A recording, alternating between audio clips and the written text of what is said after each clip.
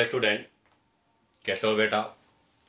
तो देखिएगा बेटा, आज के इस वीडियो लेक्चर में हम रिएक्शन मैकेनिज्म सेकेंड अर्थात solution of organic chemistry race number 9, Allen race number 9 reaction mechanism second, जिसके अंदर हम एलिमिनेशन रिएक्शंस के बारे में डिस्कस करेंगे।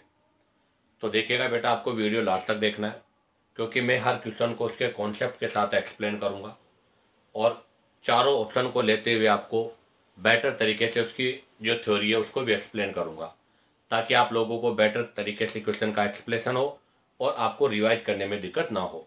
तो देखिएगा, इसमें सबसे फर्स्ट क्वेश्चन है कि विच of the following is the most reactive for dehydrohalogenation. तो यहाँ उसने बोला है डिहाइड्रोहेलोजिनेशन। तो इससे सेंस क्या है? इससे सेंस है रिमूव ऑफ हाइड्रो, हाइड्रो का मतलब हाइड्रोजन, एंड हेलो, हेलो का मतलब हेलोजन। हाइड्रोजन और हेलोजन का जो रिमूव है उसे हम क्या बोलते हैं बेटा? डिहाइड्रोहेलोजिनेशन बोलते हैं। और dehydrohalogenation is the part of E2 mechanism. किसका पार्ट है ये? E2 का भी पार्ट हो सकता है और ये आपके E1 का भी पार्ट हो सकता है। बट E1 के लिए मोस्टली आपका हेलाइड क्या होना चाहिए? 3 डिग्री हेलाइड होना चाहिए, जबकि 1 डिग्री और 2 डिग्री के केस में आपका E2 चलेगा। और अगर E2 होता है तो E2 में मैं आपको बता दूं, E2 के अंदर एंटी पेरिप्लेनर कंडीशन होनी चाहिए। क्या कंडीशन होनी चाहिए बेटा? एंटी पेरिप्लेनर कंडीशन होनी चाहिए। अर्थात आपके बोथ लिविंग ग्रुप, अर्थात आपके जो बोथ लिविंग ग्रुप है, आपके बोथ लिविंग ग्रुप है वो क्या होने चाहिए? एंटी पोजीशन पर होने चाहिए। Both leaving group in anti position, किस में होने चाहिए? एंटी पोजीशन में होने चाहिए। रही बात आगे कि आपके पास यहाँ पर चाहे E1 मैकेनिज्म हो और चाहे E2 मैकेनिज्म हो, दोनों के अंदर ही हमेशा स्टेबिलिटी, अगर आपके पास यहाँ पर E2 मैकेनिज्म होता है तो E2 मैकेनिज्म की रिएक्टिविटी जो है वो स्टेबिलिटी ऑफ एल्कीन से डिसाइड होती है, और E1 अगर मैकेनिज्म होता है तो वो हमेशा स्टेबिलिटी ऑफ कार्ब कैटाइन से डिसाइड होती है। अर्थात more stable carb cation more reactive toward E1, more stable alkene more reactive toward the E2। अब आप देखो, ये सब E2 का पार्ट है, आपको बताना है इसमें से मोर रिएक्टिव कौन सी है। तो फर्स्ट ऑप्शन जो है, अगर इसमें डिहाइड्रोहेलोजिनेशन होगा तो देखिएगा बेटा, यहाँ पर Br है तो यहाँ से हाइड्रोजन रिमूव होगा, और यहाँ से जब ये ग्रुप रिमूव होगा तो यहाँ से आपके पास ये एल्कीन बनेगी, अर्थात कॉन्जुगेटेड डाइन्स का फॉर्मेशन हो गया, जो कि रेजोनेंस स्टेबलाइज है। बी ऑप्शन में देखिएगा, बी ऑप्शन के अंदर यहाँ पर Br है, यहाँ पर H है, ये ग्रुप रिमूव हो जाएगा और इसके वाया यहाँ पर बेटा बेंजीन का फॉर्मेशन होगा। और बेंजीन आर द एरोमेटिक, आपको पता है यहाँ पर हाईली स्टेबल प्रोडक्ट है। अगर हाईली स्टेबल प्रोडक्ट है तो इसका मतलब ये क्या होगा बेटा? मोर रिएक्टिव भी होगा। तो इसका आंसर क्या होगा बेटा? 2। नंबर 3 में अगर हम बात करें तो नंबर 3 में तो ये ऑलरेडी sp2 पर है, तो यहाँ से एलिमिनेशन पॉसिबल नहीं है। और अगर यहाँ हम नंबर 4 में एलिमिनेशन करेंगे तो नंबर 4 में आपका सिंपल एल्कीन का फॉर्मेशन होगा। तो इसलिए फर्स्ट क्वेश्चन का आंसर क्या होगा बेटा? 2, क्योंकि यहाँ पर कॉन्जुगेशन सिस्टम है और ये एरोमेटिक भी है और यहाँ पर बनने वाला प्रोडक्ट हाईली स्टेबल है। अब आप चाहो तो यहाँ से इसका स्क्रीनशॉट ले सकते हो। अब हम यहाँ से नेक्स्ट क्वेश्चन के बारे में डिस्कस करेंगे। तो देखिएगा बेटा, next question number 2, in which of the following reaction Saytzeff alkene is formed as major product. आपको ये 4 रिएक्शन गिवन है, आपको इनमें से बताना है किसके अंदर सेटजेप एल्कीन का फॉर्मेशन होगा। तो सेटजेप से पहले हम एक डिस्कशन करना चाहते हैं हाफमान रूल। हाफमान रूल अर्थात सबसे पहले हमें डिस्कस करेंगे कि हाफमान रूल कहाँ अप्लाई होता है। तो बेटा, हाफमान रूल कुछ ही कंडीशंस पर अप्लाई होता है। सबसे फर्स्ट तो है अगर बल्कि बेस हो, अगर आपका बल्कि बेस हो, जैसे टर्सरी ब्यूटोक्साइड की अगर हम बात करें CH3C, CH3, CH3ONA plus minus एक तो ये बल्कि बेस हो। इसके अलावा अगर हम बात करें तो 2,6 वाली 2,1,2,3,4,5,6 डाईमिथाइल पिरिडीन हो, या फिर CH3CH2 होल 3 या 2NH डाई अमाइन, ये सब बल्कि बेस है। इन सब की प्रेजेंस में हमेशा हाफमान रूल होता है, क्योंकि बल्कि बेस हमेशा मोर क्राउडेड बीटा हाइड्रोजन को रिमूव नहीं कर सकते। नंबर 2 है पायरोलाइसिस। पायरोलाइसिस रिएक्शन है, और पायरोलाइसिस रिएक्शन में से एक तो पायरोलाइसिस ऑफ एस्टर, एक pyrolysis of tetra alkyl ammonium ion के साथ, और एक आपका try alkyl ammonium oxide, try alkyl ammonium oxide. ये 3 टाइप के पायरोलाइसिस है, और इनकी प्रेजेंस में भी हमेशा हाफमान रूल का फॉलो होगा। नेक्स्ट अगर हम बात करें पुअर लिविंग ग्रुप, और पुअर लिविंग ग्रुप में सच एज फ्लोरीन, इसके साथ भी हमेशा हाफमान रूल का फॉलो होता है।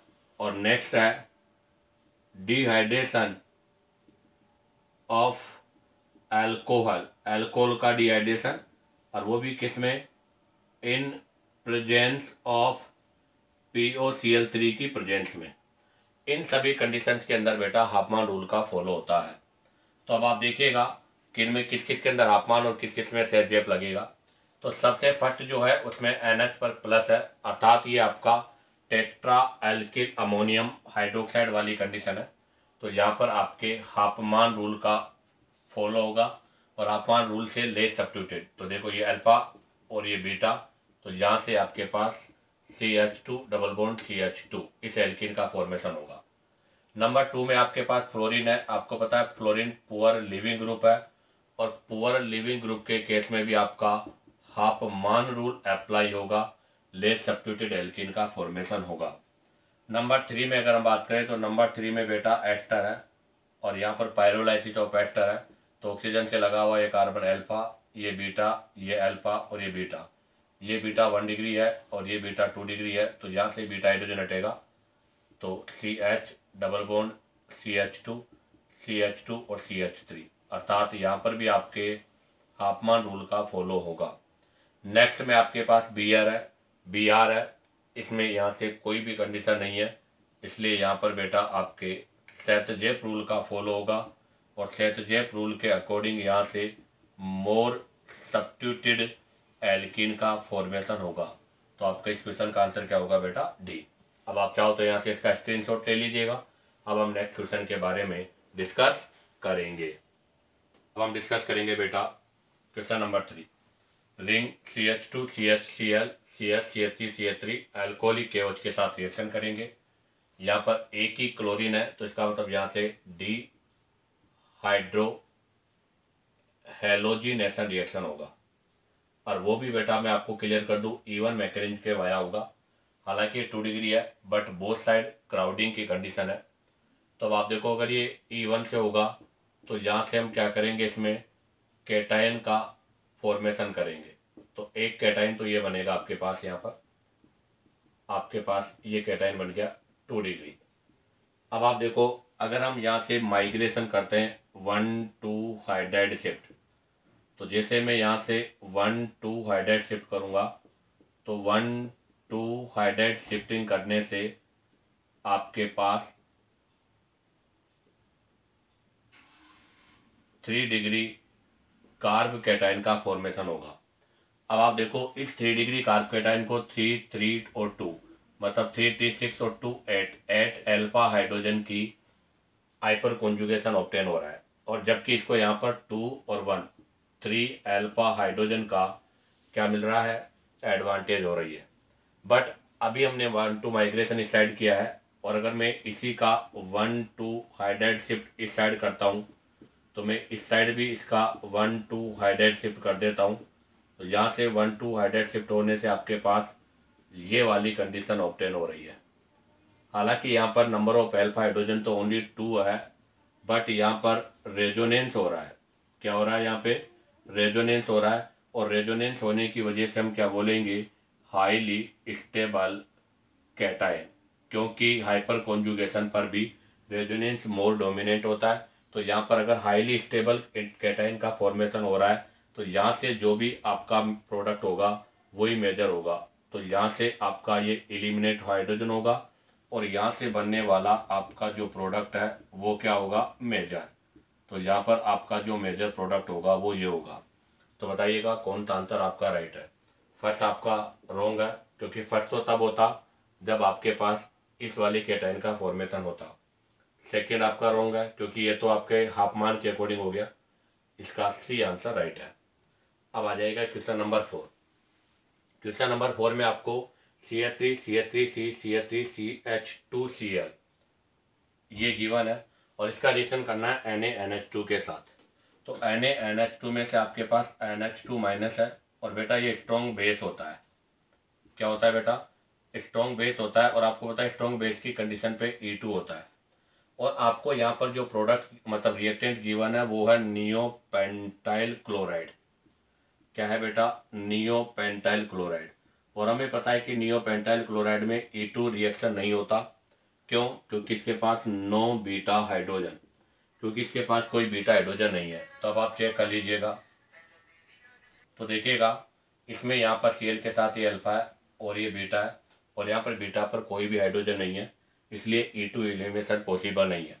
अब बताओ अगर यहाँ पर E2 एलिमिनेशन नहीं होगा तो बेटा हमेशा कौन सा एलिमिनेशन होगा? E1। तो याद रखें नियोपेंटाइल क्लोराइड के साथ में हमेशा E1 मैकेनिज्म होता है, E2 मैकेनिज्म नहीं होता। और E1 मैकेनिज्म किसके होता है? Via methyl shift. किसके वाया होता है बेटा? ये मिथाइल शिफ्ट के वाया होता है। तो अब हम यहाँ से E1 मैकेनिज्म करेंगे, वो भी मिथाइल शिफ्टिंग के वाया। कैसे होगा वो देखिएगा। C C C और CH2 और Cl। जब यहाँ से क्लोरीन रिमूव होगा तो सबसे फर्स्ट यहाँ पर इंटरमीडिएट कार्ब कैटाइन बनेगा, और इस इंटरमीडिएट कार्ब कैटाइन पर यहाँ से 1 2 मिथाइल शिफ्ट होगा। और जैसे यहाँ से 1 2 मिथाइल शिफ्ट होगा आपके पास नेक्स्ट कैटाइन ये बन जाएगा। अब यहाँ से बीटा एलिमिनेशन होगा, अर्थात बीटा हाइड्रोजन रिमूव होगा। तो अब आप देखो ये वाला बीटा 1 डिग्री का है और ये वाला बीटा 2 डिग्री का है। अगर 1 डिग्री वाला बीटा रिमूव होता है तो बनने वाला प्रोडक्ट आपका माइनर होगा, क्योंकि ये लेस सब्स्टिट्यूटेड है। और अगर 2 डिग्री वाला बीटा रिमूव होता है तो उससे बनने वाला प्रोडक्ट आपका मेजर है। क्यों? क्योंकि वो मोर सब्स्टिट्यूटेड है। तो बताओ दोनों में से मेजर वो क्यों है? उसका रीजन मैं भी बता दूं। क्योंकि यहाँ से बनने वाली एल्कीन है उस पर 3 3 और 3 टोटल 9 अल्फा हाइड्रोजन का हाइपर कॉन्जुगेशन है, जबकि यहाँ पर जो एल्कीन है उस पर 9 अल्फा हाइड्रोजन है, जबकि यहाँ पर जो एल्कीन का फॉर्मेशन हो रहा है उस पर 3 2 प्लस 5 अल्फा हाइड्रोजन की एडवांटेज है, इसलिए वो मेजर होगा और ये माइनर होगा। तो बताइएगा इसका आंसर क्या होगा? फर्स्ट आपका रॉन्ग है, क्योंकि फर्स्ट यहाँ पर मेजर नहीं माइनर है। सेकंड आपका पॉसिबल नहीं है, क्योंकि इसमें तो कार्बन ही लेस हो गया। सी ऑप्शन में देखिएगा, सी ऑप्शन आपका यहाँ पर करेक्ट आंसर है, क्योंकि 3 3 3 यहाँ पर 9 अल्फा हाइड्रोजन है, तो सी इसका आंसर राइट होगा। तो क्वेश्चन नंबर 3 में भी सी होगा और क्वेश्चन 4 में भी सी होगा। अब आप चाहो तो यहाँ से इसका स्क्रीनशॉट ले सकते हो। अब हम यहाँ से नेक्स्ट क्वेश्चन के बारे में डिस्कस करेंगे। तो देखिएगा नेक्स्ट क्वेश्चन नंबर 5, ये आपका रिएक्टेंट अल्कोहलिक एच ए, ये reactant alcoholic H B, product A and B are respectively, और वो भी मेजर। तो यहाँ पर हमें ए और बी प्रोडक्ट बताना है कि क्या होगा। तो देखिएगा फर्स्ट के अंदर उसने स्टीरियो स्ट्रक्चर के साथ रिप्रेजेंट किया है, इसका मतलब ये रिएक्शन वो आपको E2 मैकेनिज्म के वाया चाहता है। और वैसे भी आपको पता है कि अल्कोहलिक एच के साथ E1 भी होता है E2 भी होता है, बट अगर उसने यहाँ पर इनका नोटेशन रिप्रेजेंट किया तो हम इसको E2 मैकेनिज्म के अकॉर्डिंग करेंगे। और E2 मैकेनिज्म जो होता है वो एंटी पेरी प्लेनर होता है। अर्थात आपके both leaving group anti position पर होने चाहिए। तो हम बोलेंगे both leaving group in anti position. आपके दोनों लिविंग ग्रुप किस में होने चाहिए बेटा? एंटी पोजीशन में होना चाहिए। तो देखो, अगर आपका क्लोरीन यहाँ पर डेस लाइन पर है और यहाँ पर आपका हाइड्रोजन किस पर होगा? डेस लाइन पर, क्योंकि वेज पर मिथाइल है। और यहाँ पर जो आपका हाइड्रोजन होगा वो वेज पर भी है और डेस पर भी है। अब आप देखो, इस साइड से तो यहाँ पर एलिमिनेशन पॉसिबल नहीं है। क्यों? क्योंकि ये दोनों तो आपके सेम प्लेन पर है। तो यहाँ पर एलिमिनेशन इस साइड से होगा और इस वाले हाइड्रोजन के साथ एलिमिनेशन होगा। तो यहाँ से जैसे हाइड्रोक्लोरिक एसिड रिमूव होगा तो इसके वाया यहाँ पर आपके पास ये वाला प्रोडक्ट का फॉर्मेशन होगा। अब आता है, ये तो ए बन गया। अब बात करेंगे B2। B2 के अंदर भी आपका E2 मैकेनिज्म होगा, क्योंकि अब यहाँ पर भी आपको अल्कोहलिक KOH गिवन है और वो भी स्टीरियो केमिकल फॉर्मूले के साथ गिवन है। और E2 है तो यहाँ पर भी हम वही एंटी पेरीप्लेनर पोजीशन को चेक करेंगे। तो आप जरा देखो, यहाँ पर अगर ये वेज पर है तो यहाँ पर हाइड्रोजन किस पर होगा? डेस पर। और अगर ये डेस पर है तो यहाँ पर हाइड्रोजन किस पर होगा? वेज पर। अब आप देखो, इस वाले क्लोरीन के रेस्पेक्ट में इस हाइड्रोजन पर एलिमिनेशन पॉसिबल नहीं है और इस वाले क्लोरीन के रेस्पेक्ट में इस हाइड्रोजन पर भी पॉसिबल नहीं है।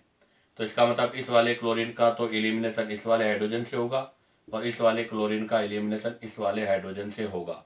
तो इसका मतलब यहाँ पर क्या प्रोडक्ट बनेगा? तो यहाँ पर आपके पास कॉन्जुगेटेड डाइन्स का फॉर्मेशन होगा। किसका फॉर्मेशन होगा बेटा? कॉन्जुगेटेड डाइन्स का फॉर्मेशन होगा। तो आप देखिएगा, ए प्रोडक्ट आपका यह है, बी प्रोडक्ट आपका यह है। तो इसमें कौन सा आंसर आपका राइट है? तो आपका फर्स्ट आंसर रॉन्ग है, सेकंड आपका है ए तो सही है बट बी रॉन्ग है, सी में आपका रॉन्ग है, तो इसका डी आंसर आपका राइट है। अब आप चाहो तो यहाँ से इसका स्क्रीनशॉट ले लीजिएगा। अब हम यहाँ से नेक्स्ट क्वेश्चन के बारे में डिस्कस करेंगे।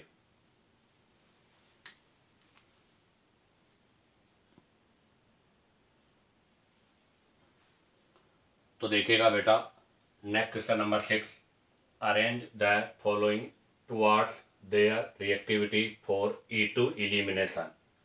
आपको इनको E2 एलिमिनेशन की रिएक्टिविटी को ऑर्डर में अरेंज करना है और हमें पता है कि rate of E2 is directly proportional to stability of alkene, अर्थात more stable alkene more rate of E2, अर्थात E2 की रिएक्टिविटी स्टेबिलिटी ऑफ एल्कीन पे डिपेंड करती है। जितना मोर स्टेबल एल्कीन का फॉर्मेशन होगा, रेट ऑफ रिएक्शन भी उतना ही फास्ट होगा। और एक चीज़ और ध्यान रखना, E2 के अंदर अभी हमने कहा था क्या कंडीशन होनी चाहिए? एंटी पेरी प्लेनर कंडीशन भी होना चाहिए। तो देखिएगा बेटा, एंटी पेरी प्लेनर कंडीशन होनी चाहिए। तो आपके यहाँ पर जो बोथ लिविंग ग्रुप है वो एंटी पोजीशन पर होने चाहिए। तो देखो, फर्स्ट के अंदर Br यहाँ पर किस पर है? वेज लाइन पर है। यहाँ पर आपका हाइड्रोजन ऐसे होगा और यहाँ पर हाइड्रोजन आपके दोनों साइड होगा। तो अब आप देखो, अगर हम यहाँ से मतलब एलिमिनेशन करते हैं तो एल्कीन को स्टेबिलिटी नहीं है, तो हम यहाँ वाले हाइड्रोजन से तो एलिमिनेशन कर ही नहीं सकते। क्यों? क्योंकि यहाँ पर तो आपका H और Br दोनों सेम प्लेन पर है और अगर ये सेम प्लेन पर है तो यहाँ से एलिमिनेशन नहीं होगा। तो यहाँ पर एलिमिनेशन ऐसे होगा और इसके वाया यहाँ पर जो एल्कीन का फॉर्मेशन होगा वो एल्कीन ये होगी बेटा आपके पास, ये एल्कीन बनेगी, जिसमें नंबर ऑफ अल्फा हाइड्रोजन की मैं बात करूँ तो यहाँ पर भी 1 है और यहाँ पर भी 1 है, 2 अल्फा हाइड्रोजन है ओनली। अब आ जाइएगा 2 की बात करें। सेकेंड में आपका देखो Br यहाँ पर वेज पर है, ये इस पर वेज पर है, तो यहाँ पर हाइड्रोजन किस पर होगा? डेस पर। और अगर यहाँ पर मिथाइल वेज पर है तो यहाँ पर हाइड्रोजन डेस पर है, तो यहाँ पर हाइड्रोजन किस पर होगा? वेज पर। अब आप देखो, Br और H यहाँ पर तो क्या है? सेम पोजीशन पर है, इसलिए एलिमिनेशन यहाँ नहीं होगा।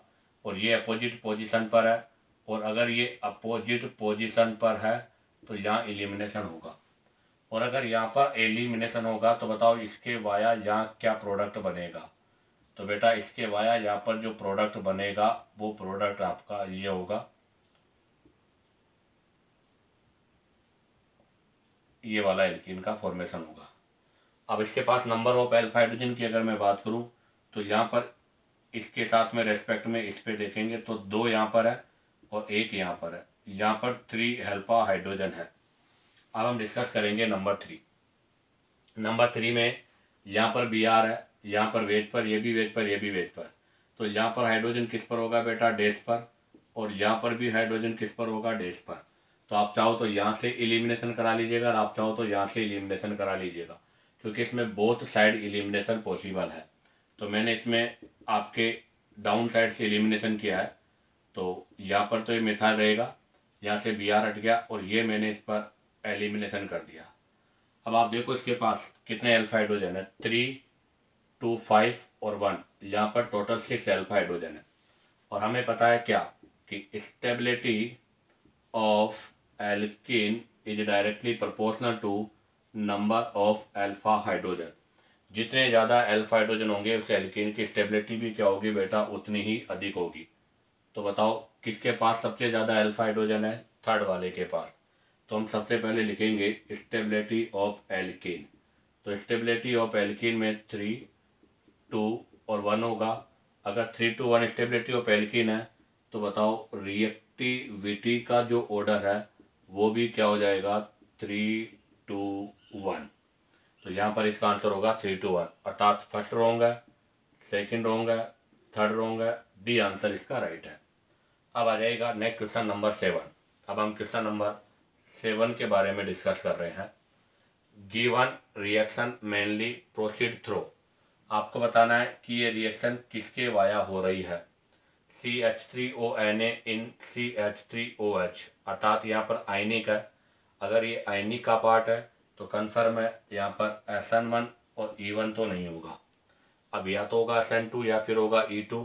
उसने यहाँ पर आपको हीटिंग कर रखा है और हीटिंग कर रखा है तो it is the responsible for E2। यहाँ पर E2 एलिमिनेशन होगा और उसके वाया साइक्लोहेक्सिन का फॉर्मेशन हो जाएगा।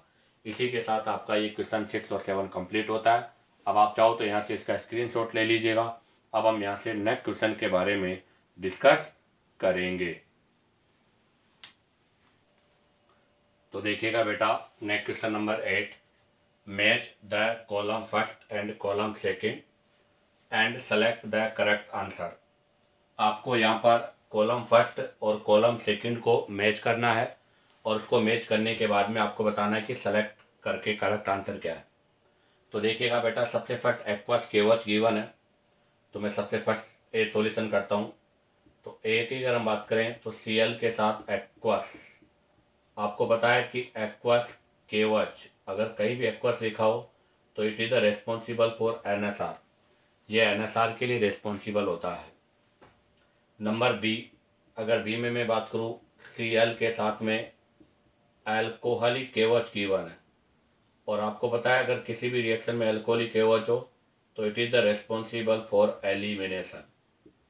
इसका मतलब फर्स्ट वाला या तो SN1 होगा या फिर SN2 होगा, सेकेंड वाला E1 या E2 होगा। अब हम डिस्कस करेंगे नंबर 3। नंबर 3 के साथ में वाटर के साथ हाइड्रोलाइसिस है। क्या है बेटा, वाटर के साथ हाइड्रोलाइसिस। और हमें पता है कि ये हैलाइड कौन सा है, 3 डिग्री। और हाइड्रोलाइसिस जो है वो ऑलवेज, हाइड्रोलाइसिस अर्थात वाटर हाइड्रोलाइसिस जो है always is responsible for NSR, और वो भी कौन सा, SN1। हमेशा NSR और SN1 के लिए रेस्पॉन्सिबल होता है। तो ये तो कंफर्म हो गया कि सी में SN1 होगा। अब बात आती है डी के अंदर HOH, यहाँ पर आपके पास अल्कोहल है बेटा और वो भी 3 डिग्री अल्कोहल है और वहाँ पर इसका क्या हो रहा है, एलिमिनेशन, अर्थात डिहाइड्रेशन हो रहा है। अल्कोहल का डिहाइड्रेशन हो रहा है और अल्कोहल का डिहाइड्रेशन एलिमिनेशन होता है और 3 डिग्री के केस में तो यहाँ पर E1 होगा। इसका मतलब डी वाले में E1 है, सी वाले में SN2 है, तो फिर बी वाले में E2 है और फर्स्ट वाले में SN1 है। तो इसका करेक्ट मैच क्या होगा वो देखिएगा। तो ए के अंदर आपका SN1 है तो ए के अंदर क्या हो जाएगा, Q। तो इसका मतलब इसका डी आंसर राइट है। और बी में क्या हो जाएगा, इसमें आंसर डी नहीं होगा क्योंकि मैंने मिस्टेक कर दिया, क्योंकि ये SN1 है तो ये SN1 नहीं बेटा, ये तो SN2 होगा क्योंकि ये 2 डिग्री हैलाइड के साथ है। तो यहाँ पर SN2 है, यहाँ पर E2 है, यहाँ पर SN1 है और यहाँ पर E1 है। तो अब आप देखो अगर फर्स्ट में SN2 है, SN2 का मतलब R, तो A equal to R, A equal to R, तो D और A रोंग है। अब है B equal to E2, E2 का मतलब S, तो इन दोनों में S है, तो इसका मतलब अभी भी राइट है। C में SN1 है, SN1 का मतलब क्या हो गया Q, तो C इक्वल टू Q, तो इसका मतलब इसका सेकेंड आंसर आपका राइट हो गया। इसी के साथ आपका क्वेश्चन नंबर 8 कंप्लीट होता है। अब आप चाहो तो यहाँ से इसका स्क्रीनशॉट ले लीजिएगा। अब हम यहाँ से नेक्स्ट क्वेश्चन के बारे में डिस्कस करेंगे। तो देखिएगा बेटा, next question number 9, in the given reaction, ये आपको एक रिएक्शन गिवन है, मतलब ये 2,3 डाई ब्रोमो ब्यूटेन, इस पर रिएक्शन करना है जिंक ईथर के साथ, प्रोडक्ट क्या बनेगा मेजर। आपको बताया zinc E2 it is the responsible for dehalogenation, ध्यान रखना डीहेलोजिनेशन के लिए रेस्पॉन्सिबल है, और डीहेलोजिनेशन इज द E2 मैकेनिज्म, हमेशा डीहेलोजिनेशन E2 मैकेनिज्म में होगा, जिसके अंदर क्या होगा, both leaving group in anti position, आपके दोनों लिविंग ग्रुप एंटी पोजिशन पे होने चाहिए। तो अगर मैं इसको स्ट्रक्चर वाइज ड्रॉ करके एक्सप्लेन करूँ तो देखिएगा, सबसे पहले मैं इसका न्यूमेन फॉर्म बना रहा हूँ, मिथाइल हाइड्रोजन और Br, मिथाइल के बेक में मिथाइल है, Br के बेक में Br है, और H के बेक में H है। तो सबसे पहले तो इसको मैं रोटेट करूँगा 180 पर, और इसको एंटी पोजीशन में बनाऊँगा। तो ये मैंने इसको रोटेट कर दिया बेटा, यहाँ पर CH3, यहाँ पर H, और यहाँ पर तो Br है, और ये रोटेट करके Br को यहाँ लिया है, मिथाइल यहाँ जाएगा और हाइड्रोजन यहाँ पर आ जाएगा।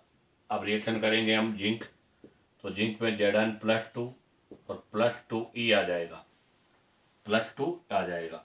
तो अब आप देखो क्या होगा, जैसे ही यहाँ से ये Br हटेगा, किसके वाया 2 इलेक्ट्रॉन यहाँ आएंगे और ये यहाँ से शिफ्ट हो जाएगा, तो इसके वाया आपके पास यहाँ पर जो बचेगा वो यहाँ पर मिथाइल है, यहाँ पर हाइड्रोजन है, यहाँ पर डेस हाइड्रोजन है, यहाँ डेस मिथाइल है।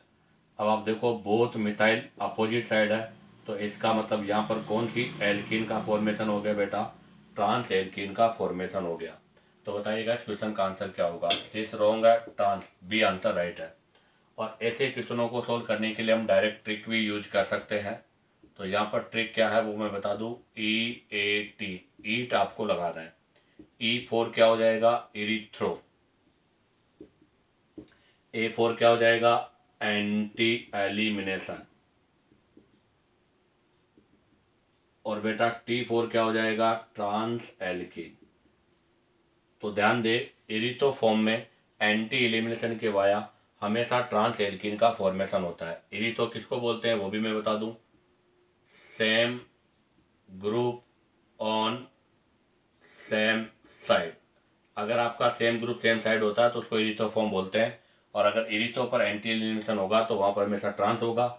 आप देखो इसमें same group on same side है, तो बताओ ये कौन सी फॉर्म है, इसका इरिथ्रो फॉर्म है। ये कौन सी फॉर्म है, इरिथ्रो। अगर ये इसकी इरिथ्रो फॉर्म है तो इरिथ्रो फॉर्म पर जब हम डीहेलोजिनेशन करेंगे तो यहाँ से आपके पास ट्रांस प्रोडक्ट का फॉर्मेशन होगा।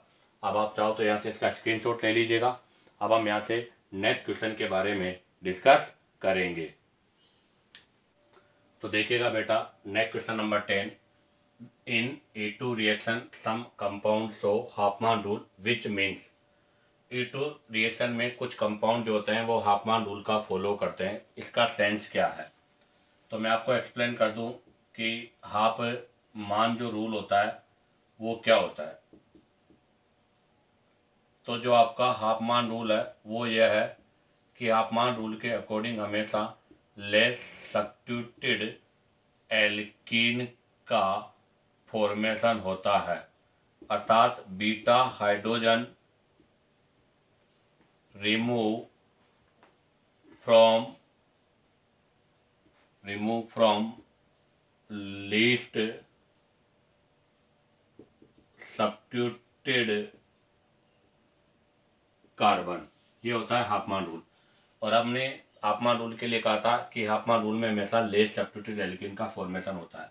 तो इसमें कौन सा आंसर आपका राइट है, the double bond goes to the most substituted position wrong, क्योंकि अगर मोस्ट सब्स्टिट्यूटेड पोजीशन पर जाएगा तो वो हाफमान नहीं बेटा, सेथ जैप रूल का फॉलो करेगा, क्योंकि सेथ जैप रूल के अकॉर्डिंग मोस्ट सब्स्टिट्यूटेड एल्कीन का फॉर्मेशन होता है। Number 2, the compound is resistant to elimination. नहीं, ऐसी कंडीशन पे कंपाउंड एलिमिनेशन तो करेगा बट वो या तो सेथ जैप या हाफमान। नो डबल बॉन्ड, नहीं ये भी रॉन्ग, क्योंकि एलिमिनेशन का जो प्रोडक्ट होता है वो हमेशा अनसेचुरेटेड ही होगा, हमेशा क्या होगा बेटा, अनसेचुरेटेड होगा, अर्थात या तो वो डबल बॉन्ड होगा या ट्रिपल बॉन्ड होगा। और अभी हम E2 मैकेनिज्म की बात कर रहे हैं तो यहाँ पर आपमान के अकॉर्डिंग डबल बॉन्ड भी होगा, तो ये भी रॉन्ग हो गया। Number D, the double bond goes mainly toward the, बिल्कुल राइट, कि हमेशा डबल बॉन्ड कहाँ पर जाएगा, लीस्ट सब्स्टिट्यूटेड कार्बन की ओर। जैसे एक एग्जांपल लूँ मैं, ये एग्जांपल लिया है मैंने, और अब आपको पता है यहाँ पर मैं बेस के साथ रिएक्शन करूँगा तो ये पुअर लीविंग ग्रुप है, और ऐसी कंडीशन पर आपका हाफमान रूल अप्लाई होगा, हाफमान रूल अप्लाई होगा। तो ऐसी कंडीशन पर देखो, ये भी बीटा है और ये भी बीटा है, बट ये बीटा 2 डिग्री का है और ये बीटा 1 डिग्री का है। तो बताओ कौन सा हाइड्रोजन रिमूव होगा, ये वाला हाइड्रोजन रिमूव होगा। तो यहाँ पे सी सी सी डबल बॉन्ड सी, ये प्रोडक्ट बनेगा, और ये प्रोडक्ट आपका कौन सा प्रोडक्ट है, हाफमान प्रोडक्ट है। इसी के साथ आपका एक क्वेश्चन नंबर 10 कंप्लीट हुआ। अब आप चाहो तो यहाँ से इसका स्क्रीनशॉट ले लीजिएगा। अब हम यहाँ से नेक्स्ट क्वेश्चन के बारे में डिस्कस करेंगे। Identify the set of reagent and reaction condition X and Y in the following set of transformation. X ये आपका मतलब CH3CH2X एल्किल हैलाइड है, इस पर एक्स आपने कोई रिएजेंट लिया है, प्रोडक्ट बना है, उस पर वाई रिएजेंट लिया है और ये प्रोडक्ट बना है। आपको बताना है कि इसमें एक्स और वाई क्या है। जहाँ पर आपको ऑप्शन दे रखे हैं ABCD, जिसमें एक्स ये है और वाई ये है। अब आप देखिएगा, सबसे फर्स्ट हमें CH3CH2CH2Br के साथ एक्स और प्रोडक्ट और वाई और उसके साथ में ये।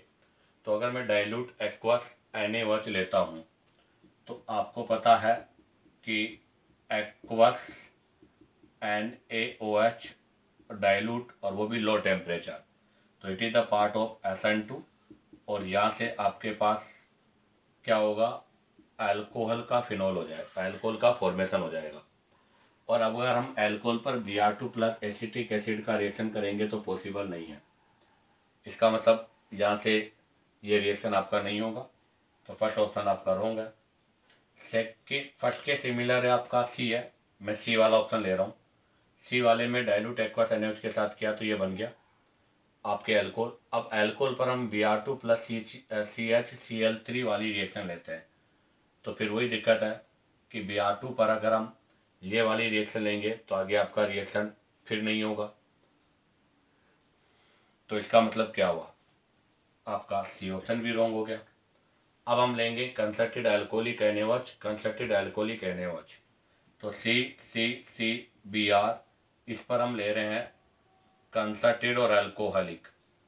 अब आपको पता है कंसर्टेड और अल्कोहलिक NaOH ले लो या KOH ले लो, it is the responsible for elimination, ये आपके एलिमिनेशन रिएक्शन के लिए रेस्पॉन्सिबल है, और हैलाइड के एलिमिनेशन से यहाँ पर एल्कीन का फॉर्मेशन होगा।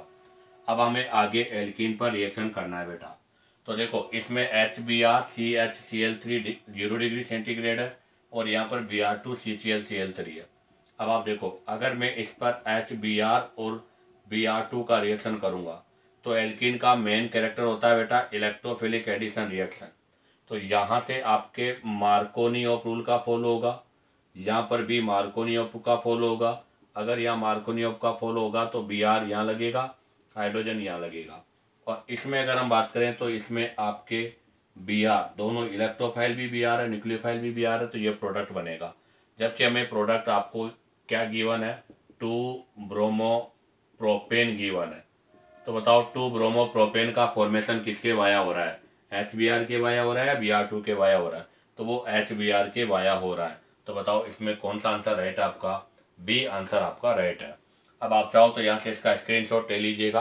अब हम यहाँ से नेक्स्ट क्वेश्चन के बारे में डिस्कस करेंगे।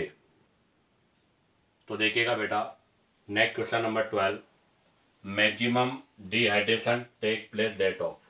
इसने डिहाइड्रेशन के बारे में डिस्कस किया है, तो मैं आपको एक्सप्लेन कर दूं कि डिहाइड्रेशन क्या है। तो ये मैंने अल्कोहल लिया है और dehydration it is the part of elimination reaction, और वो भी कौन सा एलिमिनेशन है बेटा, अल्फा बीटा, अर्थात बीटा एलिमिनेशन है, 1,2 डाई या फिर बीटा एलिमिनेशन, ये बीटा एलिमिनेशन है। और ये रिएक्शन हमेशा आपके एसिड की प्रेजेंस में, अर्थात कंसनट्रेटेड H2SO4 ले सकते हो आप, H3PO4 ले सकते हो, इनकी प्रेजेंस में हम इस रिएक्शन को करते हैं। इसके अलावा ये रिएक्शन एलुमिना P2O5 इनकी प्रेजेंस में भी होता है, और मोस्टली डिहाइड्रेशन आपका इवन मैकेनिज्म के अकॉर्डिंग होता है, और यहाँ पर आपके सेथ-जेप रूल का फॉलो होता है, सेथ-जेप रूल का फॉलो होता है। इसका मतलब यहाँ पर हमेशा मोर सब्स्टिट्यूटेड एल्कीन का फॉर्मेशन होगा। कैसे होगा, OH जिस कार्बन पर होगा वो अल्फा, उसके नेक्स्ट बीटा है, ये ग्रुप यहाँ से रिमूव होगा और RCH double bond CH2 alkene का फॉर्मेशन होगा। इसके अंदर एक स्पेशल कंडीशन ये भी है कि बीटा कीटो, बीटा अगर कंडीशन पर, अर्थात हम ये बोलेंगे कि अगर आपके बीटा हाइड्रोक्सी कीटो हो, बीटा हाइड्रोक्सी कीटोन हो, तो ऐसी कंडीशन पर डिहाइड्रेशन सबसे फास्ट होता है बेटा। उसका रीज़न क्या है वो भी मैं एक्सप्लेन कर दूं। जैसे इसी में मैंने ले लिया ये कार्बोनिल ग्रुप है, इसके रेस्पेक्ट में अल्फा और ये बीटा है, ये बीटा पर OH लगाया। अब हम यहाँ पर H+ डिहाइड्रेशन करेंगे, तो डिहाइड्रेशन में यहाँ से डिहाइड्रेशन होगा और इस डिहाइड्रेशन के वाया ये एल्कीन का फॉर्मेशन होगा। अब आप ज़रा देखिएगा पाई सिग्मा पाई, अर्थात कौन सा सिस्टम मिल गया बेटा, कॉन्जुगेशन सिस्टम है। और अगर ये कॉन्जुगेशन सिस्टम है तो हमें पता क्या होगा, हाईली स्टेबल भी होगा। क्या होगा बेटा, ये हाईली स्टेबल होगा। इस वजह से आपके बीटा हाइड्रोक्सी कीटोन वाली कंडीशन में डिहाइड्रेशन सबसे फास्ट होता है, क्योंकि बनने वाली एल्कीन कॉन्जुगेशन में होता है। तो देखो फर्स्ट आंसर आपका रॉन्ग है। क्यों? क्योंकि जब यहाँ पर आपका डिहाइड्रेशन होगा तो ये OH के साथ है और ये इस पे है, तो जब यहाँ पर केटाइन का फॉर्मेशन होगा तो यहाँ पर केटाइन का इसको क्या होगा, -I मिलेगा, इसलिए डिस्टेबलाइज की बजाय डिस्टेबलाइज होगा। सेकंड में देखिएगा, यहाँ पर केटाइन पे पॉजिटिव को मतलब +I तो -I तो मिलेगा लेकिन लेस मिलेगा, बट जब यहाँ पर कॉन्जुगेशन होगा तो कॉन्जुगेशन के वाया मतलब एलिमिनेशन के वाया कॉन्जुगेटेड एल्कीन का फॉर्मेशन होगा, इसलिए इसका बी आंसर राइट। साथ आपका बेटा ये reaction mechanism second solution of race 9 elimination reaction का पोर्शन कंप्लीट होता है। मैंने आपको हर क्वेश्चन को उसके कॉन्सेप्ट के साथ एक्सप्लेन किया है। उम्मीद करता हूँ कि आपको बेटा वीडियो पसंद आया होगा, क्योंकि मैं आपको हर वीडियो में हर क्वेश्चन के मेथड और उसके थ्योरी के बारे में एक्सप्लेन करूँगा। तो बेटा आप वीडियो को ज़रूर लाइक, सब्सक्राइब और शेयर करो, ताकि आपके पास न्यू नोटिफिकेशन मिलता रहे।